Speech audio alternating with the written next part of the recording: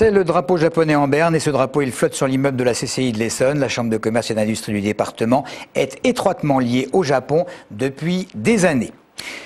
Bonsoir, la riposte des élus n'a pas traîné. Réponse aux responsables de l'incendie d'un bus de Tis près de Morsang-sur-Orge. Les chauffeurs qui avaient cessé le travail durant 24 heures étaient à leur poste ce matin. Et à l'arrêt d'Évry-Courcouronnes, c'est Manuel Valls et Stéphane Baudet qui ont pris place dans l'un des bus de Tis pour manifester leur indignation et marquer leur solidarité avec les conducteurs. Alors le trajet Évry-Courcouronnes-Grigny sous la caméra de Claire Colombel. Important en tout cas pour soutenir les conducteurs qui ont repris le travail ce matin dans des conditions qu'on sait sur une partie de l'Essonne assez difficiles. Donc je pense qu'en effet ils méritent le soutien des élus. Bien évidemment, acte symbolique, acte de présence, de soutien, aussi bien auprès des chauffeurs que des usagers sur l'une des lignes, sinon la ligne emblématique, la plus importante, et pour dire que ce qui s'est passé est tout à fait inacceptable. On passe au cantonal, premier tour dimanche prochain. Voici le troisième volet de notre dossier sur les principales compétences et missions des conseillers généraux. Aujourd'hui, la culture avec un grand C et un coup de projecteur particulier sur Chamarande en compagnie de Virginia Forgac.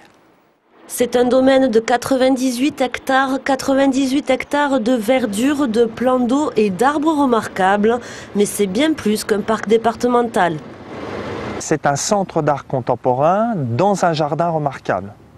Donc l'activité du Centre d'art contemporain, c'est de proposer aux visiteurs 4 à 5 expositions par an. Et puis jardin remarquable, parce que ces 98 hectares, ils sont reconnus comme un élément patrimonial très important sur ce Sud-Essonne, labellisés par le ministère de la Culture, avec des arbres remarquables, des cyprès chauves de Louisiane, un platane, et il faut l'entretenir. 40 personnes s'y attellent chaque jour, 40 hectares de forêt, 4000 arbres sans compter la zone humide ou bien encore le domaine lui-même. Et ici, bien plus qu'ailleurs, la préservation de l'environnement est de rigueur.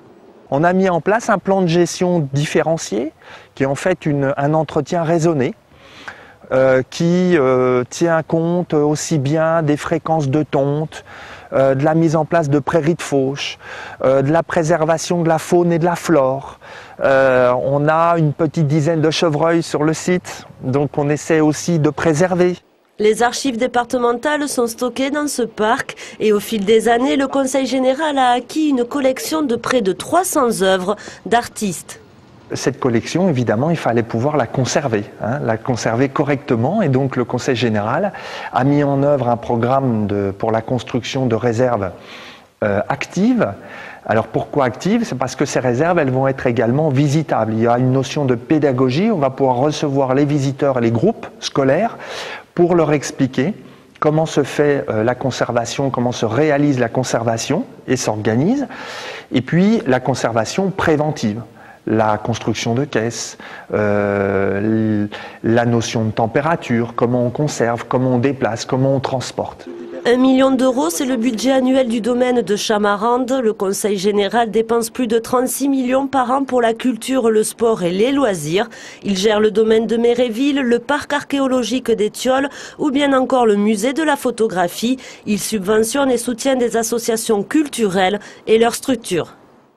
La semaine dernière, un pré-rapport de l'Agence régionale de santé sous-entendait que le personnel de la maison de retraite Jean Saran de Dourdan maltraitait les résidents. Choqués, plusieurs familles avaient été invitées hier soir à la presse pour défendre l'établissement. Christophe Garnier. Réunis hier soir dans la maison de retraite Jean Saran de Dourdan, ces familles ont été très choquées par le pré-rapport de l'Agence régionale de santé rendu public par la presse la semaine dernière. L'étude sous-entendait que les résidents souffraient de maltraitance et de dénutrition. Il évoquait même le cas d'une résidente qui aurait perdu 24 kilos en 2 mois. Une erreur de pesée d'après le personnel soignant, une telle perte de poids étant d'ailleurs impossible à leurs yeux.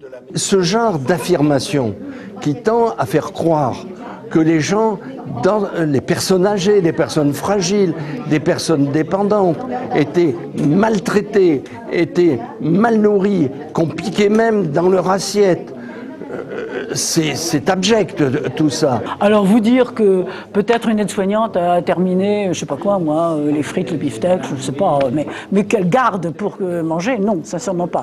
Les familles venues soutenir la maison de retraite qui, suite à cette affaire, seraient menacées de fermeture administrative, reprochent aux agents de l'ARS d'être venus seulement une journée, à 9 agents, de s'être basés sur des ragots et de ne pas avoir vérifié leurs informations auprès du personnel soignant. Sophia Segui, par exemple, dont la belle-mère est en résidence à Jean Saran, dit comprendre la difficulté du travail du personnel qui s'occupe de personnes âgées très fortement dépendantes. Ce qui lui plaît pas, elle rejette. Donc quand on a des personnes comme ça, c'est normal qu'elles maigrissent, mais elles sont très bien suivies. La direction de l'hôpital, dont dépend la maison de retraite, reconnaît quelques dysfonctionnements. Elle envisage un travail pour améliorer la qualité des repas. Une nouvelle manifestation des employés de l'hôpital Dupuytren de Draveil, bien escortée par les forces de l'ordre. Les 350 personnes présentes ont bloqué le quartier pendant plusieurs heures à Évry. Rappelons que cet établissement représente près de 700 emplois et que les 240 lits de soins intensifs sont toujours attendus. Ce sont 240 lits de soins de longue durée que nous voulons et rien d'autre. En tout cas, le personnel, comme vous le voyez derrière moi, sont très remontés, sont très motivés pour aller jusqu'au bout de cette bataille-là. À travers nos emplois, c'est aussi l'hôpital public et la prise en charge de nos aînés qui nous intéressent. Et nous ne sommes pas là pour faire le lit ni du privé, ni de qui que ce soit d'autre. La santé ne se marchande pas, d'autant plus lorsqu'il s'agit de nos aînés. Notre présence est motivée par notre attachement à l'hôpital public, notre attachement à l'assistance publique également, et notre volonté que les personnes âgées de l'Essonne puissent continuer à être soignées dans des conditions idéales dans un hôpital public. Voilà, images et témoignages recueillis par Tariq Eynouz. On va terminer avec cette défaite des footballeuses de Juvisy en quart de finale de la Ligue des Champions, quart de finale aller face aux Allemandes de Potsdam. Hier soir, c'était à Bondoufle, 3-0, et évidemment, Olivier Roche était sur place. La marche était trop haute pour Juvisy. Hier soir, en recevant les Allemandes de Potsdam pour le quart de finale aller de la Ligue des Champions, les Essonniennes étaient déjà condamnées à l'exploit.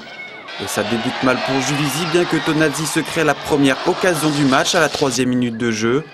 Mais quelques instants plus tard, Schmidt place une tête imparable sur la première occasion des Allemandes. Primoro aurait pu alors bénéficier d'un pénalty sur ce contact avec Nagasato. Mais 20 minutes plus tard, c'est la très talentueuse Bayramay qui double la mise pour Potsdam. La numéro 10 allemande était pourtant en position de hors-jeu. En seconde période, les Juvisiennes ne lâchent rien mais n'arriveront jamais à inquiéter les championnes d'Europe. La réussite sourit même aux Allemandes puisque sur un coup franc de Mittag, Soubeyran détourne le ballon dans ses filets. 3-0 score final, un résultat qui hypothèque sérieusement les chances de qualification de Juvisy, même si les Essonniennes comptent faire bonne figure au match retour. Il y a deux matchs. Le premier, on a fait une grosse partie physique. On a pris la température et je vous annonce un gros match à Potsdam. Parce que finir sur 3-0, elles ont 3 actions franches. On a 2 pénaltys non sifflés pour nous. Il y aura un autre Juvisy à Potsdam. En attendant le déplacement à Potsdam mercredi prochain, les Juvisiennes enchaînent dès dimanche en championnat avec un match capital contre Montpellier. Une défaite les éloignerait considérablement de la 2e place, synonyme de qualification pour la prochaine Ligue des Champions. Et bien là également, on y croit. Voilà donc pour l'essentiel de l'actualité sur le département, la principale information, mais vous le savez, J-3 pour les cantonales. On aura l'occasion d'en revenir là-dessus. Merci.